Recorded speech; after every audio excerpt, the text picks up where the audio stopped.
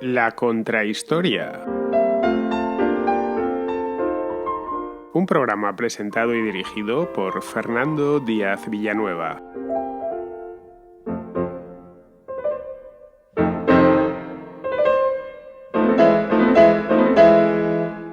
Malta es un archipiélago diminuto compuesto por 3 islas principales de apenas 320 kilómetros cuadrados de superficie. No tiene ríos, hay muy poca tierra fértil y escasea el agua. Por lógica, un lugar así no debería ser muy deseable, y su papel en la historia tendría que haber ido parejo a su tamaño. Pero ocurrió lo contrario. Su posición en el centro exacto del Mediterráneo, a la entrada del Canal de Sicilia, donde el mar se estrecha y se parte en dos cuencas, convirtió a Malta desde tiempos lejanos en una de las islas más codiciadas. Quien dominaba Malta, dominaba ese brazo de mar y podía asfixiar el comercio.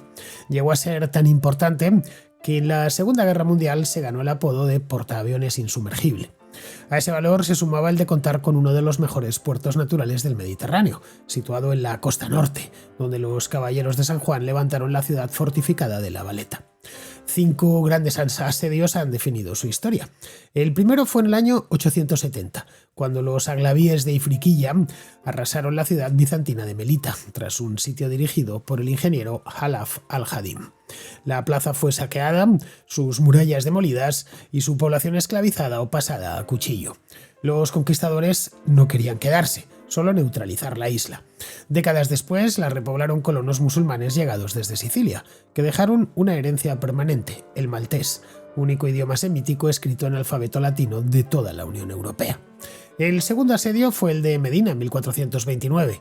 Una flota hafsí proveniente de Túnez desembarcó unos 18.000 hombres como represalia por una incursión aragonesa realizada poco antes en las costas africanas. La vieja capital resistió 3 días encaramada en su cerro, pero el enemigo saqueó el resto de la isla y se llevó miles de cautivos. Malta tardó décadas en recuperarse de aquel golpe demográfico. El tercer sitio, el Gran Sitio de 1565, es seguramente el más conocido de todos. Solimán el Magnífico envió entre 40 y 50.000 hombres contra unos 6, 7 u 8.000 defensores que tenía la Orden de San Juan, capitaneados por su gran maestre, el anciano Jean Parisot de la Valette. El sacrificio del fuerte de San Telmo, que aguantó un mes y costó miles de bajas otomanas y la vida del corsario Dragut, dio tiempo a que llegara el socorro español desde Sicilia. Los turcos se retiraron en septiembre tras 4 meses de sitio. El cuarto sitio fue distinto. En 1798 Napoleón tomó la isla sin necesidad de disparar una sola bala, aprovechando la decadencia de la orden. Pero su ofensiva anticlerical provocó una insurrección de los malteses. Los británicos declararon un bloqueo naval que obligó a rendirse a los franceses, pero solo después de 2 años resistiendo tras los inexpugnables muros de La Valeta. Tras ello, los británicos se apoderarían del archipiélago durante siglo y medio. El quinto sitio llegó en 1940 y duró varios años. Esta vez no llegó ni por tierra ni por mar, sino desde el aire. Los aliados habían transformado Malta en una importantísima base para interceptar los convoyes del eje rumbo a África. Los alemanes la bombardearon durante años, de forma inclemente, pero la isla no se rindió. Gracias a eso, su contribución a la victoria aliada en el norte de África fue fundamental. Para reconocérselo, el rey Jorge VI concedió la Cruz de San Jorge a toda la población de las islas, la misma cruz que hoy la República de Malta luce orgullosa en su bandera.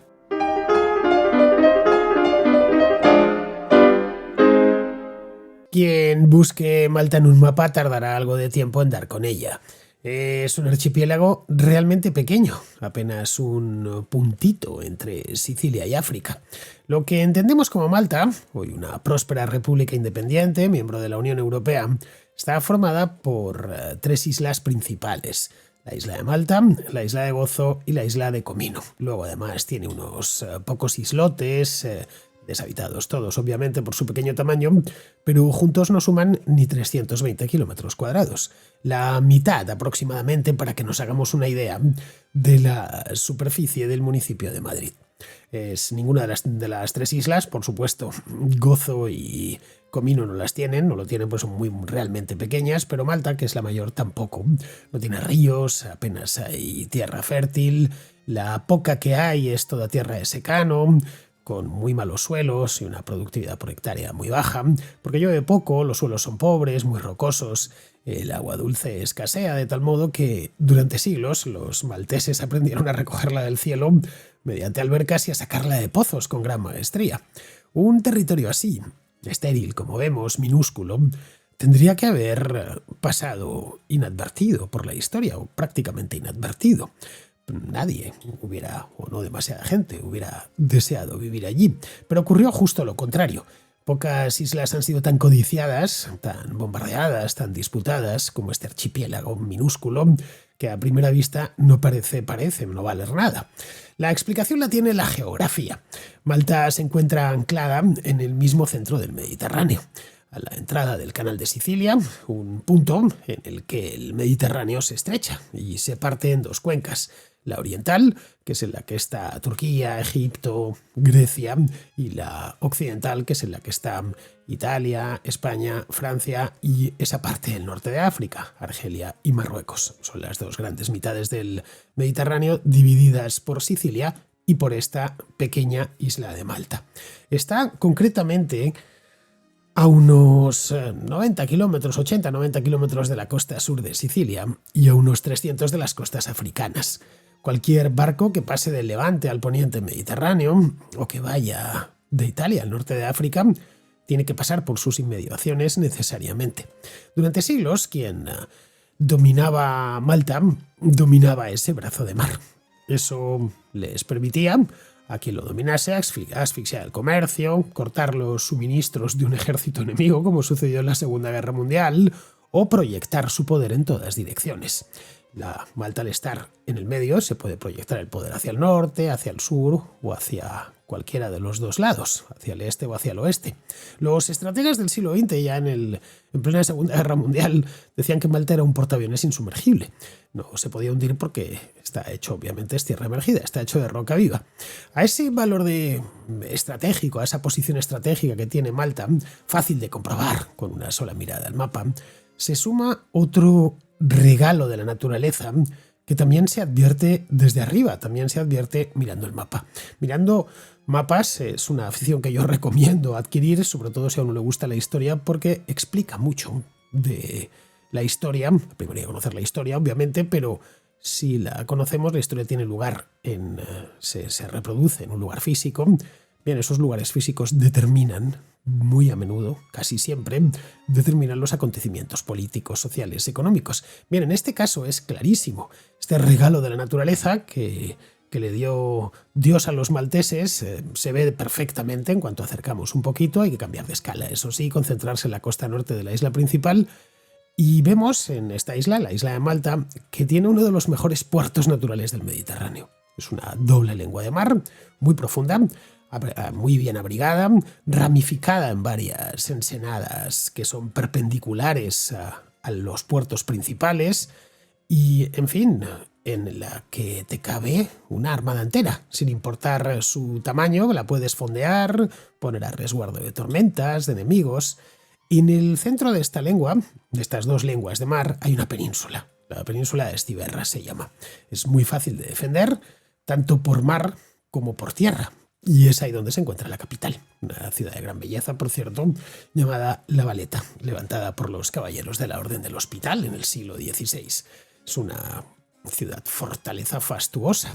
Su nombre se debe a un caballero del Hospital llamado Jean Parisot de La Valette, que fue quien la concibió y quien se encargó de que se construyese, gracias, eso sí, al apoyo financiero que le daba Felipe II de España. La verdad es que ambos ganaban. La Orden del Hospital porque podían defender su isla, que en ese momento era lo único que tenían, y Felipe II porque colocaba en Malta un puesto de avanzada contra los otomanos, una especie de tapón de corcho en el centro del Mediterráneo. Bien, eso es lo que había sido siempre y lo que seguiría siendo durante siglos. Por eso, por Malta desfilaron, uno tras otro, todos cuantos aspiraron a controlar el Mediterráneo y a controlar el tráfico por el Mediterráneo. Los fenicios y los cartagineses la utilizaron de escala. Roma la incorporó a su imperio sin apenas resistencia después de vencer a Cartago. Luego fue parte del Imperio Romano durante muchísimos siglos. Posteriormente, sería parte del Imperio Bizantino, que la retuvo como avanzadilla para proyectarse sobre el Mediterráneo occidental. Después llegarían los árabes, los normandos, los aragoneses, los caballeros de San Juan, Napoleón y finalmente los británicos. Todos, sin excepción, quisieron quedarse el corcho y ninguno de ellos lo dejó escapar sin lucha. Esta es, podríamos llamarlo, la gran paradoja maltesa. Un pedazo de tierra que no producía casi nada, acabó produciendo a base de repetición algo muy valioso, que fue una cierta identidad, la identidad del asedio. Malta no se ha definido nunca por lo que cultiva o por lo que fabrica, que no es que cultive ni fabrique demasiadas cosas porque no tienen espacio para hacerlo, y en el caso de los cultivos ni siquiera posibilidades, sino por lo que ha resistido. 5 veces a lo largo de 11 siglos el archipiélago ha tenido que resistir grandes asedios, que en lugar de rendirla, la fueron fortaleciendo. El primero de estos asedios tuvo lugar en la Alta Edad Media, la segunda mitad del siglo IX, antes de que Malta fuese cristiana y latina, antes incluso de que hablase ese idioma tan extraño que es el maltés. Las islas tuvieron un largo paréntesis de dominio árabe. Ese paréntesis se abrió a sangre y fuego en el verano del año 870, según cuentan las crónicas, delante de los muros de Melita, una ciudad de origen romano ya desaparecida. De hecho, el nombre de Malta proviene directamente de esta ciudad, Melita, que proviene del griego melite y a su vez del fenicio malat. En púnico, Malat significa puerto seguro, lo cual hace honor a puertos como el de La Valeta. Si hay algún puerto seguro en el Mediterráneo, ese es el de La Valeta. Pero los griegos asociaron Malat a la palabra meli, que significa miel. En Malta siempre se ha recogido una miel de la máxima calidad, así que no es extraño que se quedasen con eso.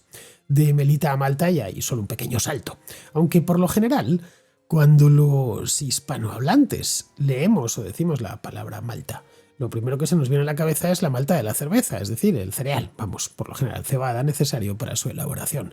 Bueno, en el caso de algunos países hispanos como Venezuela o Colombia o Puerto Rico o la República Dominicana, la malta es algo más. La malta es una bebida sin alcohol muy popular en todos estos países. Pero volvamos a la Malta del Mediterráneo. Para ello hemos de situarnos en el tiempo. Tenemos que viajar hasta el siglo IX, ver cómo estaba el Mediterráneo en un tablero en plena reordenación. El viejo dominio de Bizancio, que había sido el heredero de Roma, se batía en retirada, especialmente en la parte occidental, pero en general por todas partes ante el empuje del Islam. Malta pertenecía, como os decía antes, había formado parte de la órbita bizantina durante siglos, pues concretamente desde el año 535, cuando Belisario, el mejor general de Justiniano, tomó las islas a los ostrogodos. Melita se encontraba más o menos en el mismo sitio donde hoy se encuentra la actual Medina. Era la capital insular, una plaza fortificada en el interior de la isla más grande, de la isla de Malta, lejos de la costa, obviamente, para dificultar los golpes de mano de piratas y de saqueadores. Esto es muy habitual en todas las costas mediterráneas, lo vemos muy bien en la costa mediterránea española, en el que las ciudades se retranqueaban un poco al interior de la costa precisamente porque lo que llegaba del mar eran piratas y eran saqueadores. Bien, en el caso de Malta no era una excepción. Las principales, hasta la llegada de La Valeta y de los caballeros de San Juan, las principales ciudades estaban en el interior. De esta manera, si llegaban, por ejemplo, corsarios a la costa, siempre daba tiempo a refugiarse o a preparar la defensa.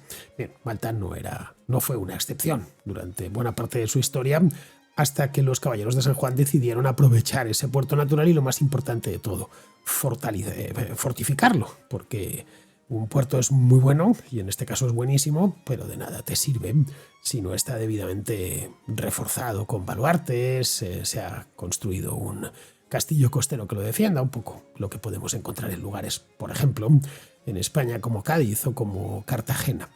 Los bizantinos de aquella época se veían venir los problemas de lejos y de hecho habían tomado una decisión que dice mucho de cómo estaban los ánimos. En algún momento levantaron un muro de retranqueo que redujo la ciudad a apenas un tercio de su tamaño original.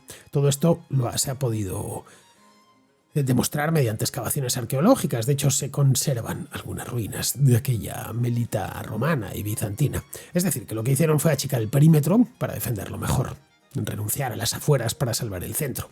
Era simple desesperación, porque seguramente ya no tenían hombres para defenderse y todo lo que les quedaba era confiar a las murallas, la defensa y en que los sitiadores se cansasen. Enfrente se encontraban los musulmanes, concretamente los aglavíes, una dinastía árabe que gobernaba la región de Ifriqiya, que más o menos se corresponde con el actual Túnez, desde su capital, la ciudad de Kairouan. En teoría, como vasallos del califa abasí de Bagdad, pero en la práctica con total y absoluta independencia. Los aglavíes eran ante todo un poder naval, más que terrestre, y muy expansivos.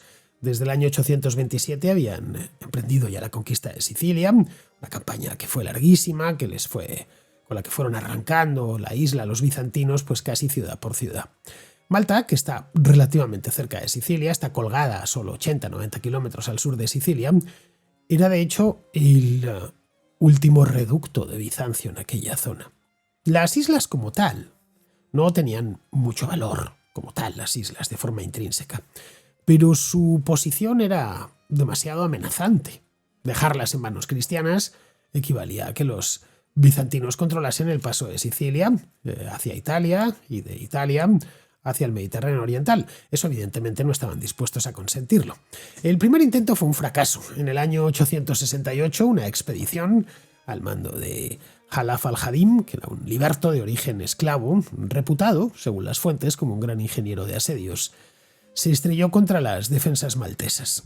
La ciudad, pese a su perímetro reducido, aguantó bien. Aquel revés no hizo más que confirmar a los africanos lo que ya sospechaban, que Malta era un hueso duro de roer y que había que ir en serio. Así que 2 años más tarde, en el año 870, la maquinaria de guerra aglaví se puso de nuevo en marcha, esta vez con voluntad de acabar ya el trabajo. El propio Jalaf al-Hadim volvió a dirigir las operaciones y aquí entra en escena un ingrediente técnico que decidía los asedios de la época. Un ingeniero como él no era un simple soldado, era el equivalente alto medieval a un experto en artillería y en fortificaciones. Su cometido consistía en organizar el cerco, es decir, cavar las trincheras para acercarse a las murallas, y evidentemente esas trincheras para no quedar expuestos a los ataques de los defensores, construir las máquinas de asedio que arrojasen piedras, minar los cimientos de las torres si podían, buscar el punto débil de la muralla por donde forzar la brecha. Todo ello mientras bloqueaba la isla por mar para impedir que llegasen refuerzos o provisiones. Un asedio bien hecho era un trabajo muy paciente, una operación de estrangulamiento muy paciente, y la paciencia era precisamente lo que a los aglavíes les sobraba. Pero el destino no quiso que Jalaf viese el desenlace. Cayó muerto durante los combates. Lejos de desmoralizarse, los sitiadores escribieron a su soberano en Kairouan pidiéndole un relevo, porque el asedio marchaba bien y solo hacía falta dar un empujoncito más, la puntilla. El gobernador aglaví de Sicilia, que le habían informado ya, estaba más cerca obviamente, enterado de lo que sucedía, despachó un nuevo jefe, un tipo llamado Sabada ibn Muhammad, que tomó el mando y apretó el cerco sin dar un solo respiro a los que defendían la ciudad. Según las fuentes, la ciudad resistió unas semanas, pero el resultado ya estaba escrito. El 29 de agosto del año 870, correspondiente al 28 del mes de Ramadán del año 256 de la Égira, porque evidentemente aquí las fuentes son las propias fuentes musulmanas, ese día Melita cayó. Lo que vino después y fue toda una lección de lo que significaba perder un asedio en aquella época. El gobernador bizantino, que se llamaba Ambrosios, fue hecho prisionero y seguramente ejecutado. La ciudad fue saqueada de arriba abajo y sus fortificaciones arrasadas hasta los cimientos, para que no volvieran a servir jamás de baluarte cristiano. La población fue pasada a cuchillo, vendida como esclava. Y algunos cronistas árabes, siempre como sucede con los cristianos proclives a la exageración épica, hablaron de cifras de muertos que resultan difíciles de creer. Los vencedores incluso se llevaban el mármol de la catedral, cuyas columnas pues, viajaron a Ifriqiya para adornar la construcción de una ciudadela. Malta quedó, según un geógrafo árabe llamado Al-Himyari, que recogió aquellos hechos en una crónica escrita siglos más tarde, quedó convertida en una ruina despoblada que solo visitaban de vez en cuando quienes buscaban refugio o pescaban en sus costas. Los aglavíes no habían conquistado Malta para quedarse allí, sino esencialmente para que Malta dejase de ser un problema, es decir, para neutralizar la isla. Malta es estratégica cuando hay malteses en su interior, ¿se entiende? Si la isla está vacía no tiene ningún valor. Pero aquel yermo no duraría para siempre, porque un lugar estratégico nunca va a estar vacío mucho tiempo. Si no lo ocupas y lo controlas tú directamente, pues lo hará otro en tu lugar, y entonces te obligarás a ir allí a sacarle de nuevo. En torno al año 1050, los musulmanes repoblaron el archipiélago con una nueva comunidad proveniente de la Sicilia musulmana, del Emirato musulmán de Sicilia. Y esta segunda invasión árabe dejó una huella que aún permanece en Malta. Esa huella es el idioma, el maltés, que hoy se habla en aquellas islas. Es un idioma realmente peculiar, es parecido al árabe, pero no es árabe exactamente, es de raíz semítica evidentemente, pero está escrito en alfabeto latino. Es la única lengua de raíz semítica escrita en alfabeto latino de toda la Unión Europea. Esa es la razón por la cual cuando uno llega a Malta les resulta tan desconcertante y extraño el idioma, a pesar de que luego los malteses la práctica totalidad hablan inglés y muchísimos de ellos hablan italiano, y el aspecto de La Valeta, por ejemplo, es el de una ciudad italiana de los siglos XVI y XVII, pero el idioma de primeras choca un poco, y esa es la razón. Eran colonos no llegados desde África, sino llegados desde Sicilia en el siglo XI los que se habían traído ya ese idioma. El maltés, como es natural y por contacto, pues está muy entreverado de palabras latinas, especialmente de palabras latinas provenientes del italiano, también del francés, del español y naturalmente por una cuestión histórica en su última época del inglés. Melita, que no eran más que unas ruinas, ya pasó a llamarse Medina, es decir, la ciudad. Y con ese nombre arabizado, Medina se sigue conociendo aquella ciudad, que es la vieja capital. Como vemos, el primer gran asedio de la historia maltesa, no solo cambió de manos las islas, también les llevó el idioma y una nueva población que era distinta a la de la Malta antigua.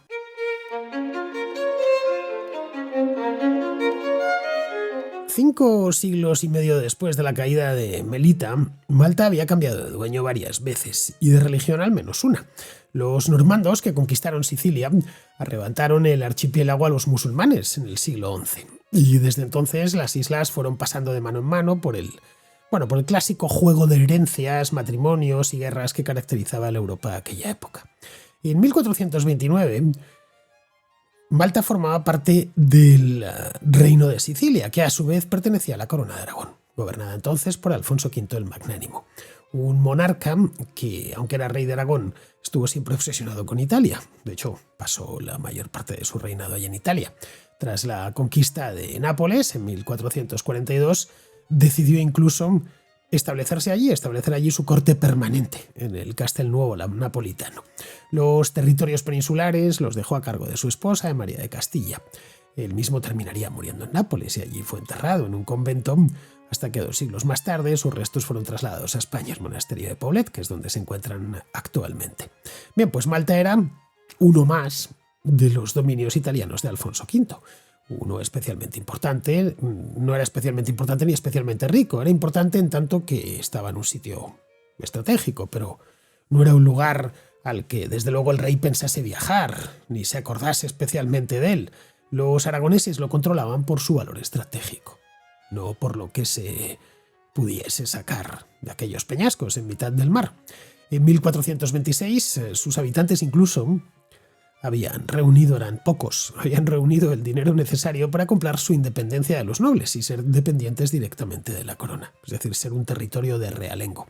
Esto era una ventaja, ya que pasaban a ser súbditos directos del rey y no propiedad de un señor. Todo suponía todo un respiro, pero este respiro les duraría muy poquito. El peligro, como la vez anterior, venía del sur. En Túnez reinaba la dinastía Hafsí. Esta dinastía era una dinastía bereber, que había heredado parte de los dominios almohades y que soñaba con recuperar Sicilia para el Islam. Su soberano, que se llamaba Abu Faris Abdalaziz II, era hombre de convicciones religiosas férreas y un tipo muy concienzudo. El ataque que lanzó sobre la isla en 1429 no fue ni un capricho ni una simple escaramuza, fue una represalia muy bien calculada.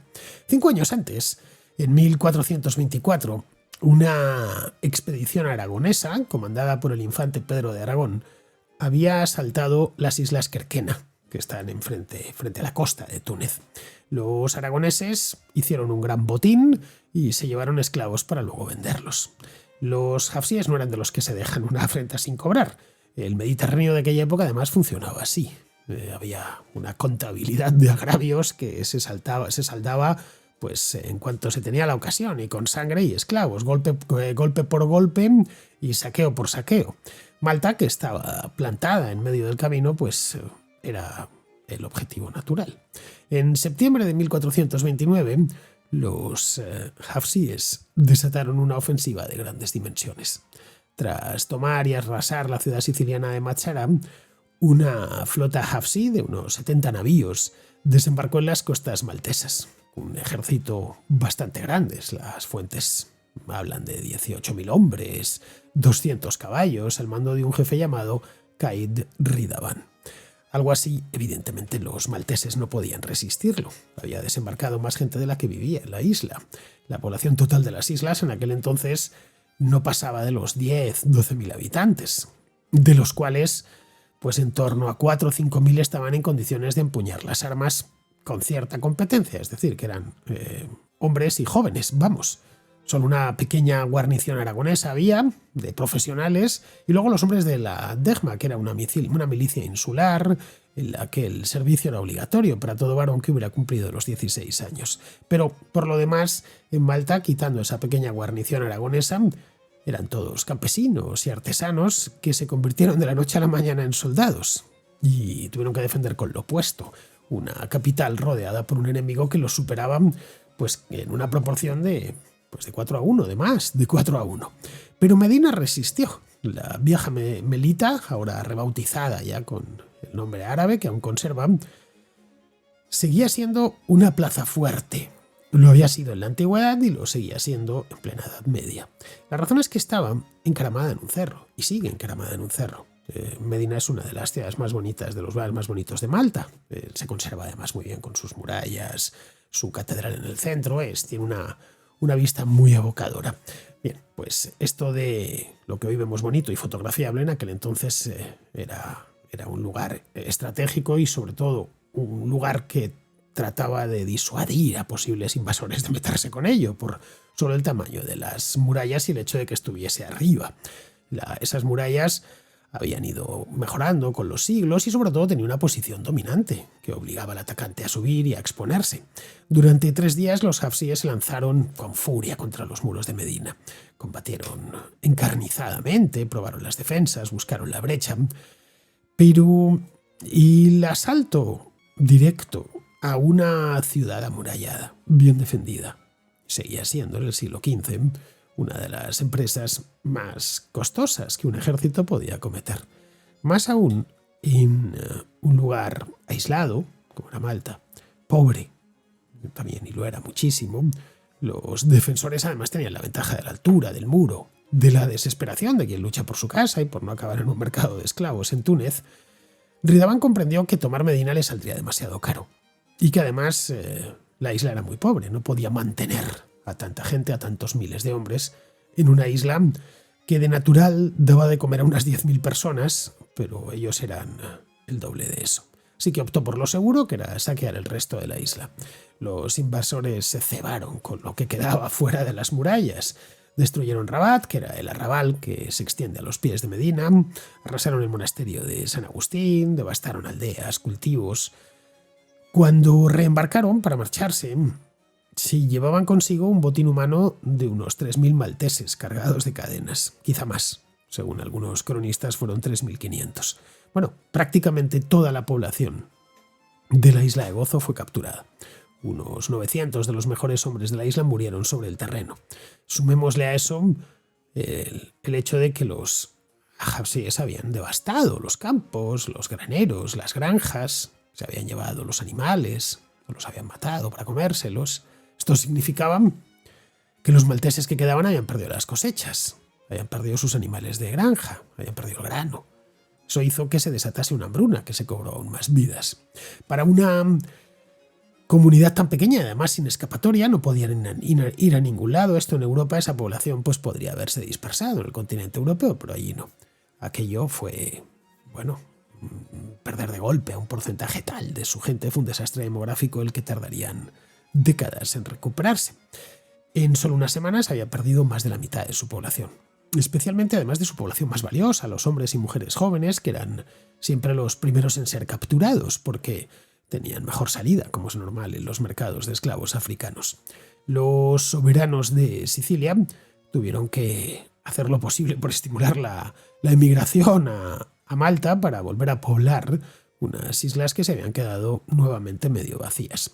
¿Quién ganó entonces este asedio? Pues depende de a quién le preguntemos, ¿no? Y ahí está una de las cosas más interesantes de este episodio. Los cronistas cristianos insistieron en la heroica defensa de Medina, que en efecto no cayó, y presentaron aquellas jornadas como una victoria de la fe y del valor maltés. Los hafsíes además los hicieron con la isla, es decir, llegaron, arrasaron y se fueron, pero no se quedaron. De haberlo hecho, la historia de Malta habría cambiado, seguramente, pero no se quedaron. El cronista árabe Al-Makrizi, que fue contemporáneo de los hechos, lo contaba al revés. Él hablaba de un ataque triunfal en el que los suyos habían saqueado 2 ciudades aragonesas, habían cargado de esclavos y regresado a casa sanos y salvos. Ambos tenían parte de razón. Medina había aguantado, pero el precio que tuvo que pagar la isla fue brutal.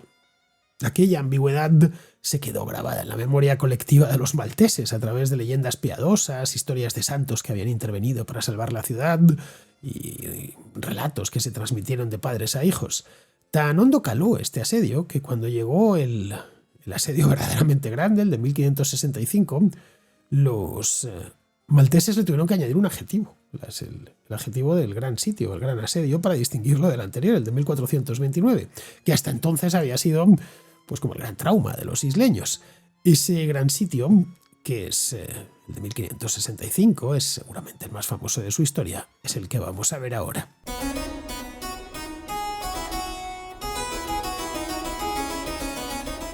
Si la historia de Malta tuviera un solo capítulo destinado a los libros de texto del mundo entero, este sería el del gran asedio, el gran sitio de Malta de 1565. En el verano de aquel año se produjo en este minúsculo archipiélago un choque de trenes entre las 2 grandes potencias del Mediterráneo en el siglo XVI, el imperio de Felipe II de España y el imperio otomano de Solimán el Magnífico. Lo hizo con tal intensidad que Voltaire llegaría a decir, esto claro, 200 años más tarde, que pocas cosas eran tan conocidas como el sitio de Malta. Para él lo habría oído ya tantas veces que le parecía que era de las historias que más se habían contado. Para entender el porqué de aquel combate hay que retroceder unas décadas y presentar obviamente a los protagonistas. De un lado tenemos a la Orden de San Juan de Jerusalén, a los Caballeros Hospitalarios, una cofradía militar que era el último vestigio de las cruzadas. Habían tenido que abandonar Tierra Santa en 1298, se establecieron entonces en Chipre, luego posteriormente en Rodas, de donde fueron expulsados por los otomanos en 1522, tras un asedio memorable.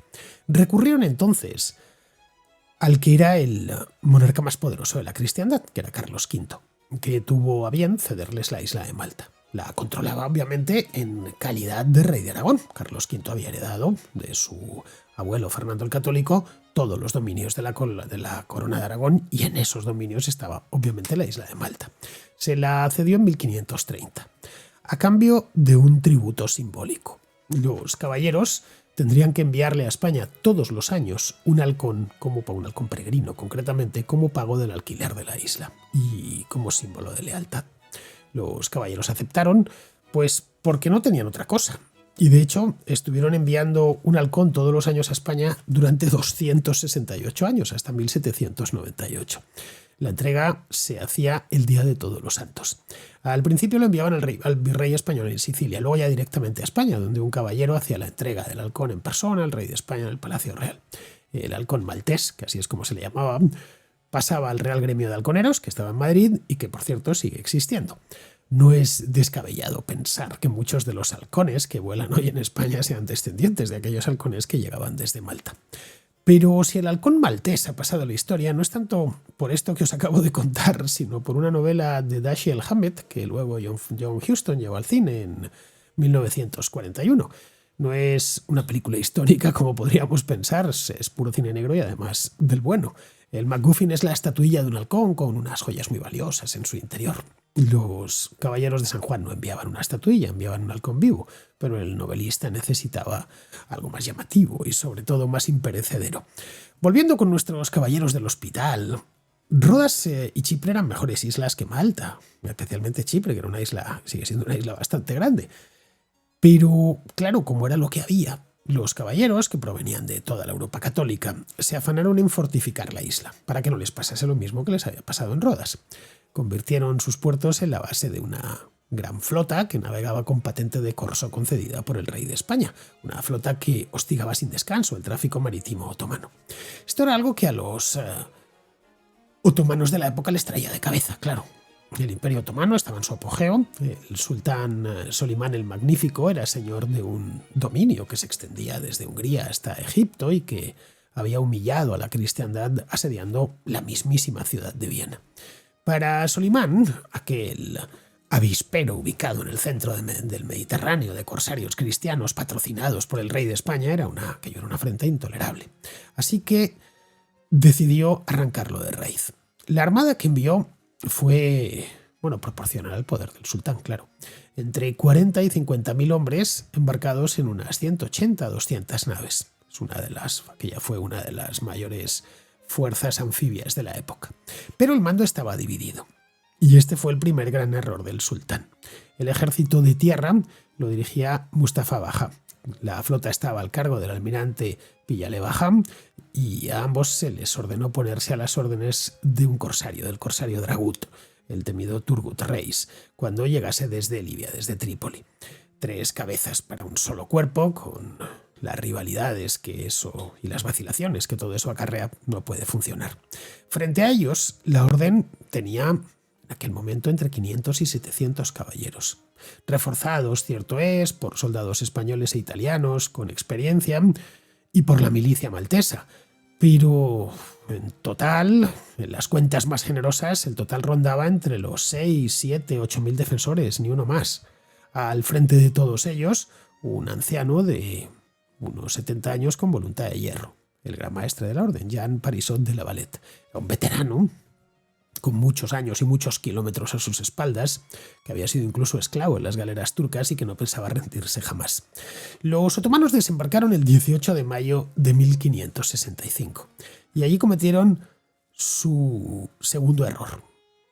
El primero había sido del sultán. Este fue un error táctico del lugar donde lo hicieron. En lugar de tomar primero Medina, que era la capital, en el interior, y lo podrían haber hecho con la cantidad, y venían frescos además, y asfixiar la isla por tierra, Piyale impuso su criterio de conquistar cuanto antes el fuerte de San Telmo, una pequeña fortaleza con forma de estrella en el extremo de la península de Estibarras, es decir, lo que hoy es la Valeta, al final del todo. De hecho, la fortaleza de San Telmo, evidentemente reconstruida, pues sigue existiendo, que se encarga de custodiar la entrada del cuerpo. ¿Por qué? Porque necesitaba un fondeadero seguro para su flota. Claro, no se podía acercar hasta allí, no podía fondearla con seguridad. La Valeta había apostado, estaba seguro que atacarían allí. Y lo que hizo fue reforzar la posición, sabiendo que la iba a sacrificar. Lo que vino después fue una de las resistencias más asombrosas de toda la historia militar. San Telmo estaba defendida por la fortaleza por 500 personas, más o menos, que todos sabían que iban a morir, pero aguantaron más de un mes bajo un bombardeo infernal.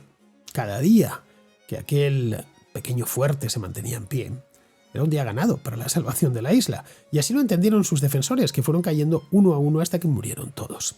San Telmo cayó por fin el 23 de junio. Había pasado ya un mes desde que habían llegado los otomanos, pero le había costado carísimo al ejército otomano, entre 4 y 6 mil hombres, incluida buena parte de sus genízaros, que era la infantería de élite del imperio. Y luego le costó algo más valioso, la vida de Dragut, que fue alcanzado por las esquirlas de piedra que provocó el impacto de una bala de cañón. Con él desaparecía el mejor que tenían, el único jefe capaz de mantener unida a toda la cúpula otomana, que estaba muy fracturada. Mustafa Bajá, contemplando las ruinas humeantes del fuerte, pronunció una frase que resume muy bien este desastre. Dijo que si un hijo tan pequeño les había salido tan caro, ¿qué precio tendrían que pagar entonces por el padre? Bien, el padre eran los grandes castillos de San Ángel y las ciudadelas fortificadas de Birgu y de Senglea, que están todavía intactos y que se encontraban al otro lado del puerto. La guerra fue a más, los turcos decapitaron a los caballeros muertos y arrojaron sus cuerpos al agua clavados en cruces. Esto era modo de mensaje, de cuidado lo que os puede pasar porque esto es lo que estamos haciendo con vuestros muertos. Bien, la Valette no se amilanó, respondió degollando a los prisioneros otomanos y disparando sus cabezas con un cañón contra el campamento otomano. Vamos, que ninguno de los dos bandos esperaba ya cuartel, y esa era exactamente la idea. Durante los meses de julio y agosto, los otomanos se estrellaron una y otra vez contra las murallas de Birgu y Senglea.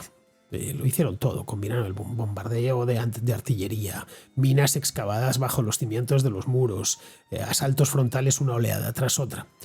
La fortificación abaluartada, al estilo italiano, que estaba en plenitud en aquel entonces, con esos ángulos calculados para que ningún atacante quedase sin ser batido de flanco.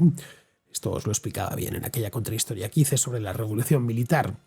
Demostró su superioridad sobre los muros medievales. Los defensores estaban agotados, diezmados, casi sin pólvora.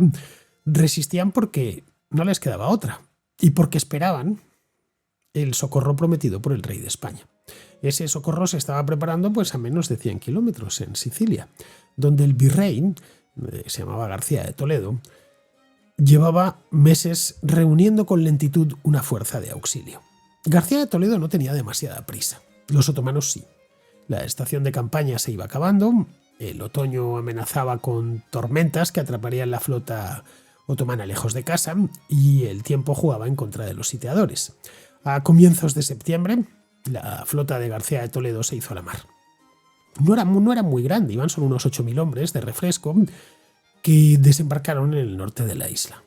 La noticia de que los cristianos ya estaban allí bastó para romper la ya machacada moral de los otomanos. Tras casi 4 meses de asedio, con miles de bajas, la enfermedad haciendo estragos en el campamento y el fantasma del invierno encima, Mustafa Bajá ordenó el repliegue. El 11 de septiembre de 1565, la última nave otomana se alejaba de unas islas que, especialmente Malta, habían resistido lo inimaginable durante 4 meses. En cuanto la noticia llegó a Sicilia, todos en Europa se alegraron. Les parecía casi aquello sacado de otra época.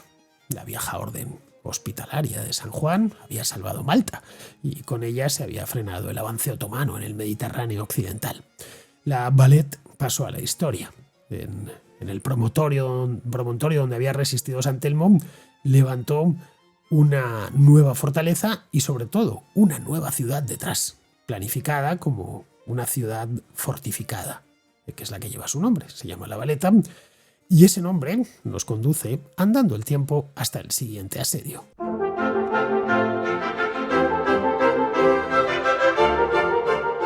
Los caballeros que habían salvado Malta en 1565 dedicaron los 2 siglos siguientes a convertir el archipiélago en la plaza fuerte más formidable del Mediterráneo. Levantaron, como os decía antes, La Valeta sobre toda esa península de Estibarras y el promontorio de San Telmo. La rodearon de murallas imponentes, cavaron fosos en la roca viva, erizaron los puertos de fuertes y bastiones y construyeron las líneas de Cotoner para blindar las ciudades del puerto de La Valeta, las que están al otro lado, Birgu, Senglea y Cospicua. Se llamaban líneas de Cotoner y se siguen llamando porque es que en buena parte siguen en pie. porque fue el gran maestre de la Orden de Malta en aquel entonces, que se llamaba Nicolás Cotoner, se llamaba así, nació en Mallorca, era español, quien ordenó su construcción. Todavía hoy, quien visite esa zona podrá ver que en algunas están incluso expuestas para que se puedan disfrutar, fotografiar y visitar. Ninguna potencia de la época, estamos hablando de los siglos XVII y XVIII, se habría atrevido a asaltar aquel erizo de piedra, por la fuerza, obviamente. Y el problema es que, mientras las piedras se hacían cada vez más fuertes, los hombres que las defendían se iban ablandando. Para finales del siglo XVIII, la Orden de San Juan era ya una reliquia opulenta, le seguían llegando donaciones de toda Europa, pero muy decadente. Una cofradía de aristócratas que vivían de rentas y de recuerdos, sin ya voluntad de combate. Y así fue como la fortaleza inexpugnable que se había encargado Lavalette de construir cayó. Lo hizo en el año 1798 sin necesidad de disparar un solo tiro. El responsable de esto fue Napoleón Bonaparte, que cuando iba rumbo a su aventura egipcia recaló en Malta y exigió entrar en el puerto de La Valeta con el pretexto de hacer aguada. Ante la negativa formal del gran maestre de que parasen, porque se temía lo peor, conociendo los antecedentes de Napoleón en Italia, lo que hizo Napoleón fue desembarcar tropas el 11 de junio. No hubo resistencia apenas. Muchos de los caballeros además eran franceses y se negaron a disparar contra sus compatriotas, otros simplemente desertaron. Y el gran maestre en aquel momento, Ferdinand von Hompesch, capituló sin presentar resistencia. Napoleón desembarcó, se quedó apenas 6 días en Malta, lo suficientes para abolir la orden, reorganizar el gobierno a la manera revolucionaria y, sobre todo, saquear a conciencia las iglesias y los tesoros de las islas para financiar su campaña en Egipto. Al partir de allí dejó una guarnición de unos 4.000 hombres al mando de un general, el general Claude-Henri Belgrand de Vaubois. Él creía haber resuelto el asunto en una semana, pero se equivocaba de medio a medio, porque hasta este punto, asedio no hubo ninguno. Los franceses llegaron y se hicieron con Malta pues con una facilidad pasmosa que hubiese sonrojado seguramente a Lavalette. El error francés fue de bulto y de naturaleza psicológica. Los revolucionarios llegaron pensando que, traía la libertad y, aplicaron su recetario habitual de reformas impuestas desde arriba, confiscaciones y sobre todo una ofensiva anticlerical contra una población que era católica hasta la médula. Cuando el 2 de septiembre de 1798 los franceses pusieron a subasta los bienes de una iglesia, pues aquella olla a presión estalló. Los malteses se rebelaron contra los franceses, mataron a los ocupantes que pillaron desprevenidos y en cuestión de semanas expulsaron a los franceses de los pueblos, de todos los pueblos de la isla, obligándoles a refugiarse tras las murallas de La Valeta y de las ciudades portuarias.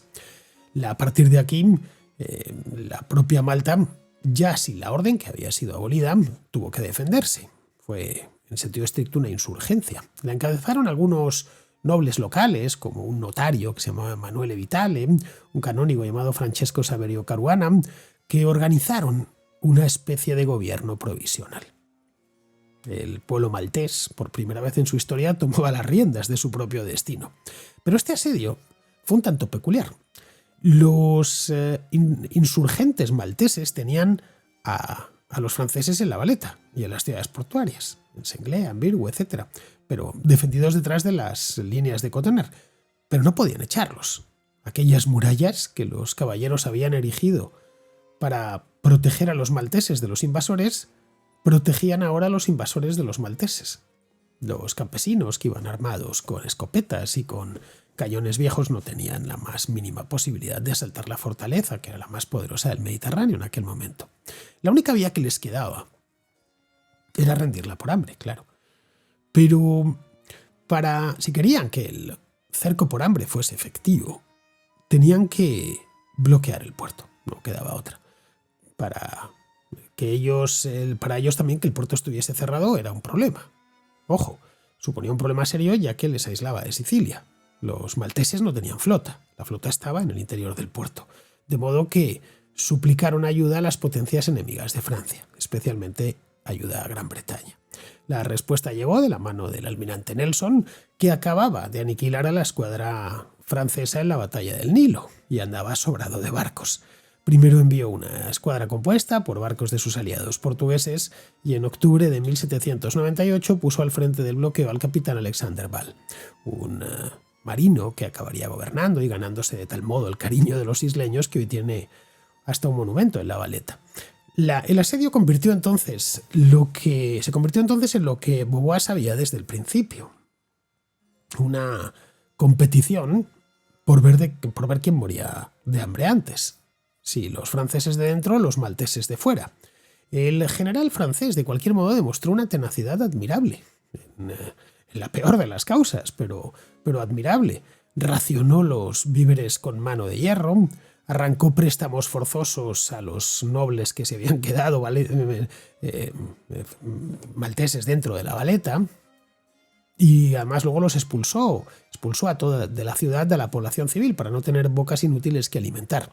Los habitantes de La Valeta, de hecho, pasaron de unos 45.000 en 1799 a apenas 9.000 en 1800.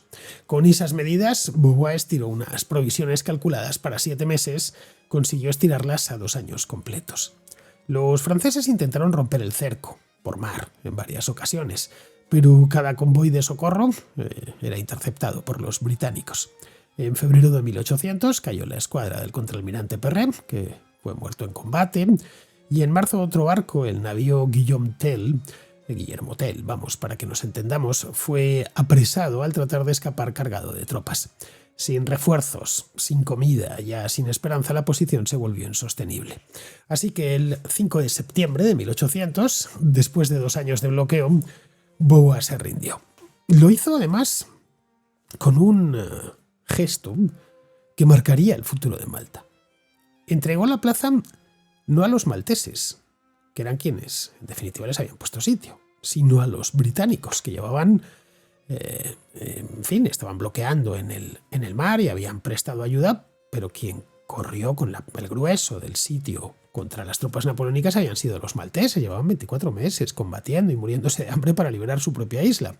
Las negociaciones de la capitulación, de hecho, se cerraron sin invitar siquiera a los malteses que habían iniciado y sostenido la rebelión. Los malteses, en definitiva, habían derramado su sangre para expulsar a un amo y se encontraron casi sin darse cuenta con otro.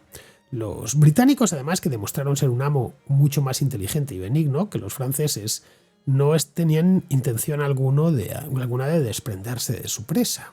Sabían lo útil que aquello les había sido a bizantinos, a glavíes, a aragoneses, al rey de España durante siglos.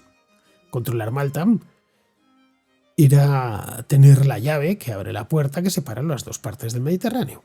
Para ellos, además, para los ingleses, tenía un componente añadido, valor extra. Ya estaban presentes en la India y en Egipto.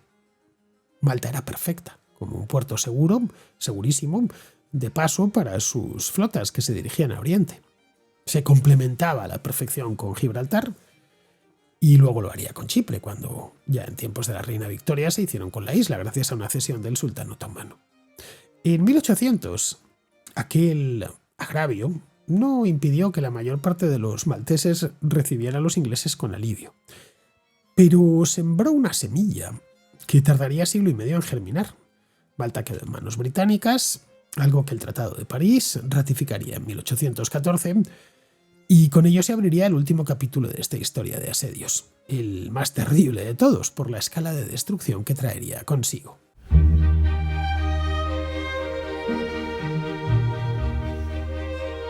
Tras casi siglo y medio de dominio británico, Malta se había transformado en una de las piedras angulares del poder naval del Imperio Británico, de la Royal Navy, especialmente en el Mediterráneo. Y esa misma condición la convirtió en 1940 en el objetivo de la campaña de asedio más larga y devastadora de toda su historia. La lógica geográfica de la que hablábamos al principio del programa, de nuevo, entró en juego. La lógica geográfica ha regido en Malta desde los tiempos de Melita y seguía intacta en el año 1940. La diferencia era que los actores eran otros y las armas, pues, infinitamente más letales. Malta está situada de tal modo que desde ella se puede controlar el tráfico este-oeste en el Mediterráneo, que era lo que le interesaba a los reyes de España, por ejemplo, pero también permite controlar el tráfico entre Sicilia y África. En 1940, los italianos y luego los alemanes libraban en el norte de África una guerra que dependía por completo de los suministros que cruzaban el Mediterráneo, desde los puertos italianos hasta Libia. Malta se encontraba justo encima de esa ruta. Desde sus aeródromos y su puerto operaban submarinos, torpederos, buques que hundían pues convoy tras convoy. En 1941, los aviones y submarinos británicos que estaban destacados en la isla llegaron a enviar al fondo del mar más de la mitad del tonelaje que las potencias del eje intentaban hacer llegar a sus ejércitos en África. Esto significaba que esos ejércitos se quedaban sin gasolina, sin tanques, sin munición y sin todo tipo de suministros por culpa de Malta. De nada de eso se podían aprovisionar en Libia, una colonia italiana desértica, pobre y poco poblada. Había que traerlo todo de Europa. Y había también que, si eso se tenía que hacer, había que borrar Malta del mapa. Y como no se la podía tomar fácilmente por mar, se optó por machacarla desde el aire y estrangularla por hambre. Los ataques habían empezado tiempo antes. Empezaron el 11 de junio de 1940, el día siguiente de la entrada de Italia en la guerra. Fue a más, tan pronto como los italianos emprendieron su ofensiva contra Egipto en septiembre de 1940. Esta primera ofensiva italiana falló y lo hizo además de forma estrepitosa. Fue un auténtico fracaso. Esto obligó a los alemanes a intervenir. No les quedó más remedio. En febrero de 1941 se constituyó el Afrika Korps en la Libia italiana y Malta pasó a ser, la isla de Malta, la colonia británica en aquel entonces, pasó a ser el objetivo principal de la guerra, o uno de los objetivos, bueno, de aquella guerra, concretamente en esa campaña, era un objetivo principal. Durante los peores meses de 1942 cayeron sobre esta isla tan pequeña más bombas de las que cayeron en Londres en todo el Blitz. Y a diferencia de lo que había pasado en Inglaterra, en Malta la defensa aérea al principio era minúscula. Nunca llegó a equipararse a lo que tenían los británicos en Gran Bretaña. Los británicos en Malta tenían además muy pocos aviones, a diferencia de lo que tenían de nuevo en su isla. Tenían una pequeña escuadra de biplanos Gloster Gladiator, que eran aparatos ya obsoletos, que al principio se tuvieron que enfrentar en solitario a la Regia Aeronáutica Italiana durante los primeros días, que tenía aviones superiores. Luego ya después llegarían los cazas Hurricane, más tarde los Spitfire, que son magníficos, que se transportaban, los llevaban por el Mediterráneo en portaaviones británicos, incluso estadounidenses, para reforzar la isla. El componente tecnológico de este asedio marca la diferencia con todos los anteriores. La batalla se libró en 3 dimensiones y se decidió, en buena medida, en el terreno de la información y de la logística. Los británicos disponían de la ventaja de Ultra, el material de inteligencia que os explicaba la semana pasada en el programa sobre la batalla del Atlántico, que obtenían gracias al descifrado de la máquina Enigma. Esto les permitía saber cuándo zarpaban los convoyes del eje, por dónde iban a pasar, y así podían tenderles emboscadas con sus submarinos y sus torpederos. Los alemanes, por su parte, llevaron a la Luftwaffe, comandada por el mariscal Kesselring, que sustituyó la presión italiana por un martilleo sistemático destinado a neutralizar los aeródromos y hundir todo lo que entrara en el puerto. Kesselring llegó a preparar una invasión anfibia y aerotransportada de la isla. Le dieron hasta nombre, la llamaron Operación Hércules, pero Hitler la acabó cancelando por el pánico que le habían dejado las bajas de los paracaidistas en Creta el año anterior. Malta se salvó en parte por los nervios de Hitler.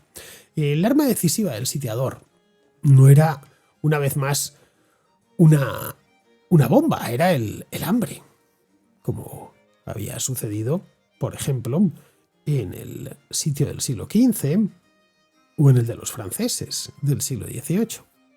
Estrangulada por mar, la isla veía cómo se agotaban sus reservas de comida, de munición, y lo más grave de todo, cómo se agotaban sus reservas de combustible. En 1940, La población de Malta era ya mucho más numerosa que los asedios anteriores. Rondaba las 300.000 personas. La isla simplemente no podía alimentar a tanta gente con sus magras cosechas. Tampoco tenían dónde huir. La población se refugiaba en túneles excavados en la roca y se tuvo que racionar la comida en extremo, todo lo posible. En la primavera y el verano de 1942, la situación se volvió desesperada. El gobernador, que se llamaba Lord Gort, advirtió a Churchill que si no llegaban suministros antes de comienzos de septiembre, Malta tendría que rendirse sin más, porque de lo contrario iban a morir todos de hambre, también los británicos que defendían la isla. La supervivencia dependía de que los convoyes aliados lograsen cruzar un mar que era una trampa mortal. Estaba lleno de aviones alemanes, submarinos, minas, lanchas rápidas. La mayor parte de estos barcos, que eran obviamente barcos mercantes lentos y fáciles de cazar, no lo conseguía, porque en aquel momento casi todo el Mediterráneo estaba controlado por el Eje. El Eje controlaba directamente Italia, naturalmente, Libia, Túnez, la costa del Adriático, Grecia, de forma indirecta la costa francesa y la costa argelina a través de la Francia de Vichy. España permanecía neutral en la guerra, o mejor dicho, en ese punto no beligerante, pero su gobierno en 1942 estaba claramente inclinado a favor de Italia y Alemania. Los puertos aliados más cercanos a Malta estaban en Egipto, el de Alejandría, a más de 1.500 kilómetros de distancia. Esto significaba que la isla ni siquiera podía cumplir con su objetivo de base de avanzada, ya que escaseaban las municiones antiaéreas. Y las que iban en los aviones, que tenían que quedarse en tierra por falta de munición, tampoco servían para nada. Es decir, tenían aviones en tierra, porque no había bombas para poder utilizarlos. Llegado un punto, a los alemanes solo les haría falta desembarcar o soltar en paracaídas a un número suficiente de soldados en Malta para hacerse con ella, sin mucho esfuerzo. Los malteses y los británicos no podrían oponerse porque no les quedaban balas. Para evitar que la isla se rindiese a principios de septiembre, tal y como había dicho Lord Gort, el mando aliado puso en marcha la Operación Pedestal en agosto de 1942. Esta fue la mayor y la más sangrienta de todas las operaciones de socorro a Malta. Un total de 14 mercantes cargados hasta los topes de alimentos, de municiones, acompañados de un petrolero, gran petrolero, el Ohio, con 11.000 toneladas de combustible en las bodegas, y zarparon de Gibraltar, protegidos por una escuadra de 2 acorazados, 4 portaaviones, 7 cruceros y 32 destructores. En Berlín sabían lo que se cocía, porque el tráfico en Gibraltar lo vigilaban desde el lado español, así que simplemente tuvieron que hacer los cálculos y elegir el lugar exacto donde querían caer sobre ese convoy. Se lanzaron sobre él con todo lo que tenían. Fue una auténtica carnicería. Hundieron un portaaviones, el Eagle, 2 cruceros, un destructor y 9 de los 14 mercantes. Solo 5 barcos, maltrechos además, alcanzaron el puerto de La Valeta. El Ohio, alcanzado una y otra vez, llegó con el casco partido y las máquinas que ya no le funcionaban, llegó remolcado y encajado entre 2 destructores que lo sostenían a flote. Entró en La Valeta el 15 de agosto de 1942, que es el día de la festividad de Santa María de la Virgen, y por eso los malteses lo recuerdan como el convoy de Santa María. Aquel combustible y aquellas provisiones salvaron a la isla. Y por eso los malteses lo siguen celebrando todavía hoy. En términos de tonelaje puro, hundido, fue una victoria del Eje, pero una victoria táctica al menos. Pero si medimos el cómputo estratégico, resultó una victoria decisiva de los aliados porque, Malta recibió lo suficiente para seguir resistiendo y luchando. Y al seguir luchando cambió el curso de la guerra en África. Reabastecida, la isla volvió a la ofensiva. En septiembre de 1942, los aliados enviaron al fondo del Mediterráneo unas 100.000 toneladas de suministros del Eje, incluidas 24.000 toneladas de combustible destinadas a Rommel, que se quedó sin gasolina justo cuando se lo jugaba todo en la batalla del Alamein. La resistencia de Malta contribuyó de manera directa a la derrota del Afrika Korps y al vuelco definitivo de la campaña del norte de África. El reconocimiento a aquel sacrificio colectivo llegó incluso antes de que todo terminase. El 15 de abril del 42, cuando estaba la isla en las últimas, el rey Jorge VI concedió la Cruz de San Jorge a la isla, la máxima distinción civil británica al valor. No a una persona concreta, no a un maltés o a un grupo de malteses, sino a toda la isla entera. Este es un honor único en la historia, que los malteses lucen todavía en su bandera, en su extremo superior izquierdo. No es la Cruz de Malta, como a veces se cree, la bandera que es la que está en la bandera de Malta, sino la de San Jorge. Por eso, si la miramos de cerca, podremos ver una imagen de San Jorge matando al dragón, rodeada por un listón en el que en inglés se lee for gallantry, es decir, al valor. 22 años más tarde, en 1964, el archipiélago se independizaría, formando primero un estado de la Commonwealth y luego una república. Lo que los malteses decidieron fue no entrar en la OTAN, pero eso sí, decidieron no entrar en la OTAN, pero firmaron un acuerdo con los italianos para que garantizasen su neutralidad. Donde sí entraron fue en la Unión Europea, incluso en la eurozona, algo que su economía ha aprovechado al máximo.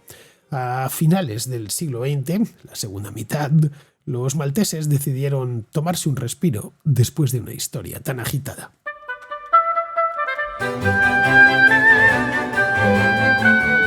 Un total de 11 siglos separan la caída de Melita del último bombardeo de la Luftwaffe.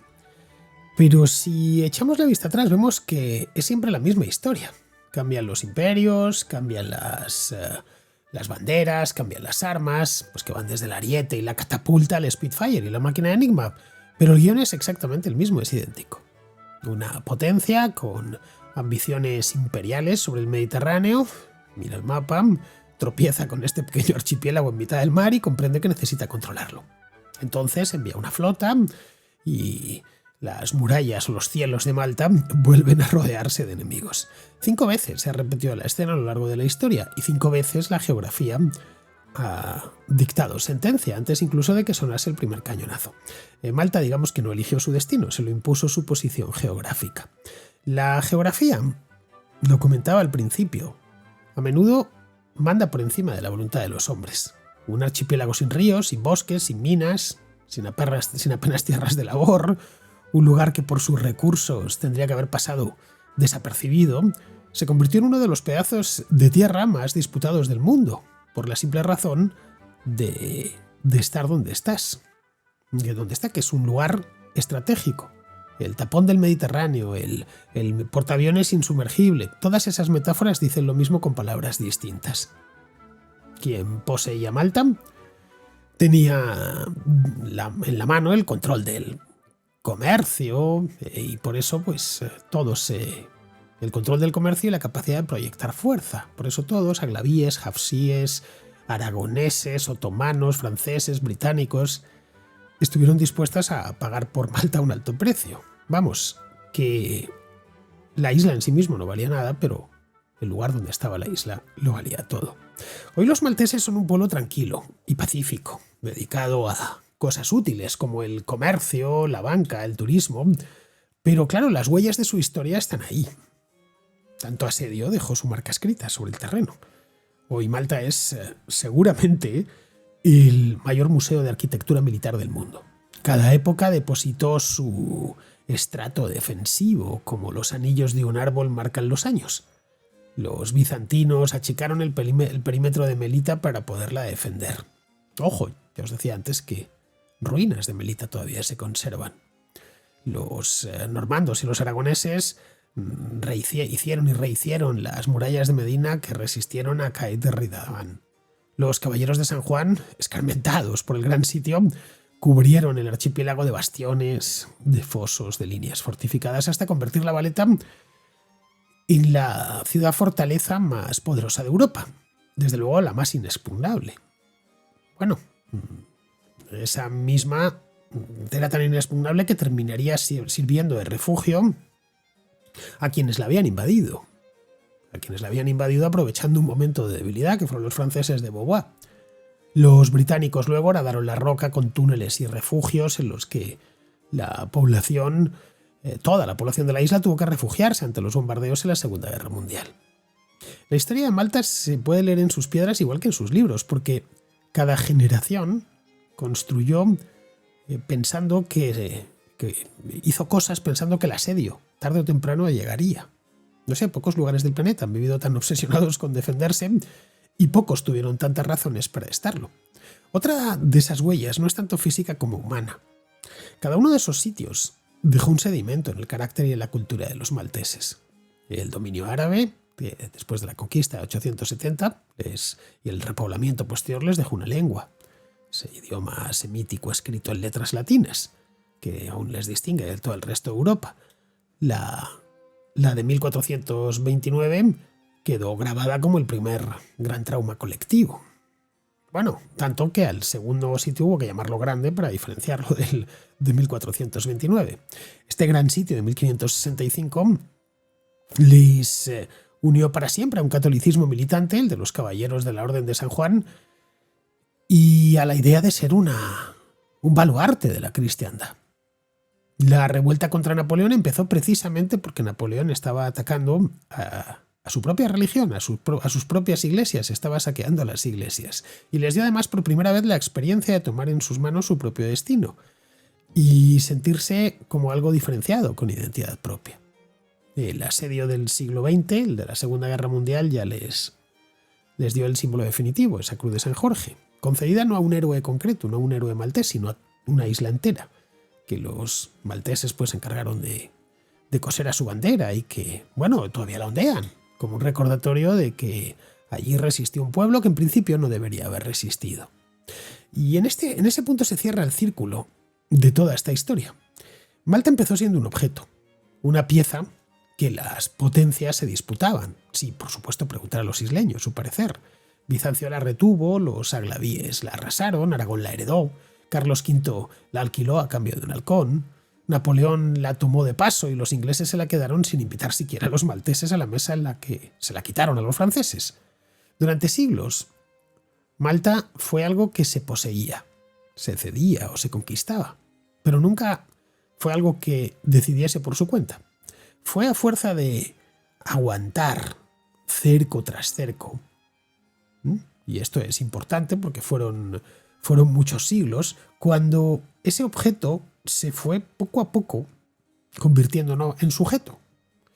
La resistencia, repetida generación tras generación, acabó generando una conciencia. El pueblo que se levantó contra los franceses y que sobrevivió a las bombas de Kesselring y ya no era una simple posesión imperial, era un pueblo que se reconocía a sí mismo. De modo que esa pregunta que nos hacíamos al principio de la contrahistoria de hoy, la de cómo un archipiélago pequeño y estéril pudo ganarse semejante lugar en la historia, pues ya tiene respuesta. Nunca se ganó por lo que producía, porque no producía casi nada. No se ganó por su tamaño, porque cabe en un municipio. Se lo ganó resistiendo. Malta es la prueba de que hay pueblos cuya grandeza no se mide por lo que conquistan, sino por lo que se niegan a entregar. Su aportación a la historia de Occidente no es un imperio, que nunca tuvo, ni una filosofía, ni una catedral, sino algo más humilde y más difícil, la demostración terca, repetida durante siglos, de que una roca bien defendida y un grupo de hombres decididos a no rendirse nunca pueden torcer los planes de los mayores imperios.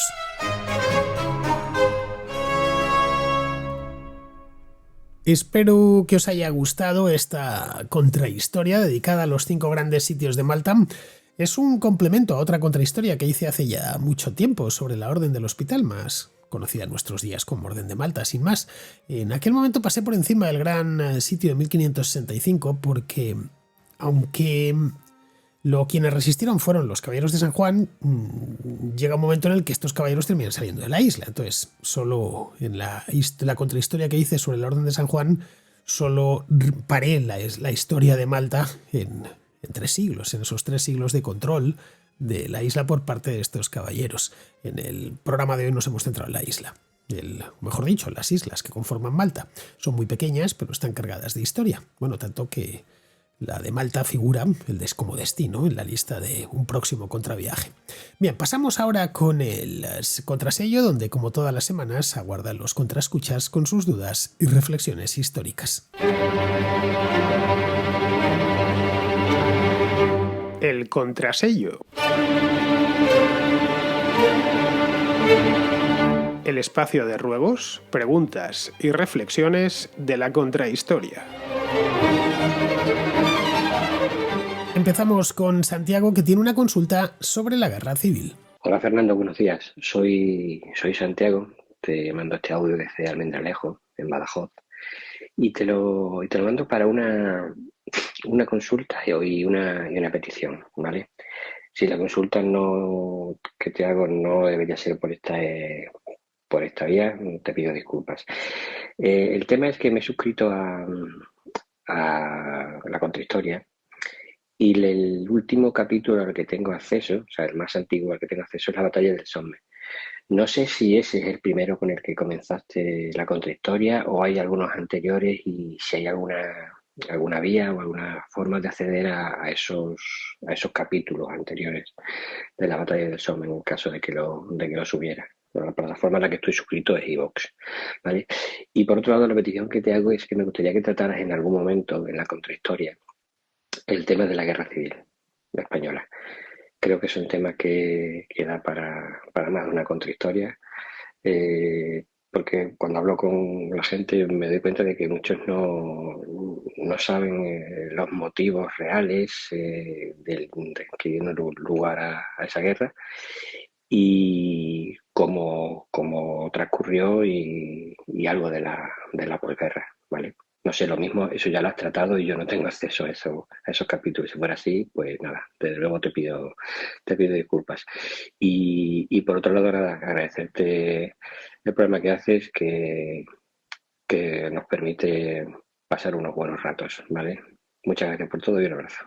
Pues trae dos temas, Santiago. El primero es del archivo, de la contrahistoria. A ver, la contrahistoria desde que empezó, que lleva ya pues casi 500 programas, acaba de hecho de cumplir 10 años, a principios del mes pasado. Pues bien, el primer programa fue efectivamente la batalla del Somme, que fue julio de 2016, no la batalla del Somme. Esa fue justo 100 años antes, fue el primero de las contrahistorias. Desde entonces la contrahistoria pues ha cambiado, claro, el planteamiento sigue siendo el mismo, pero es más larga de lo que era en aquel entonces y además como el programa semanal me permite tratar infinidad de temas históricos, algunos muy originales, bueno, me ha permitido, en fin, hablar de todas las cosas posibles, ¿no? Así que no busques más de esa batalla porque no hay contrahistorias más allá de eso. De cualquier manera, si quieres ver de un vistazo todas las contrahistorias, hay un lugar donde puedes encontrarlas geolocalizadas. No tienes más que ir a mi página web, a diezvillanueva.com, y en la parte de abajo de la página verás un mapa con chinchetas.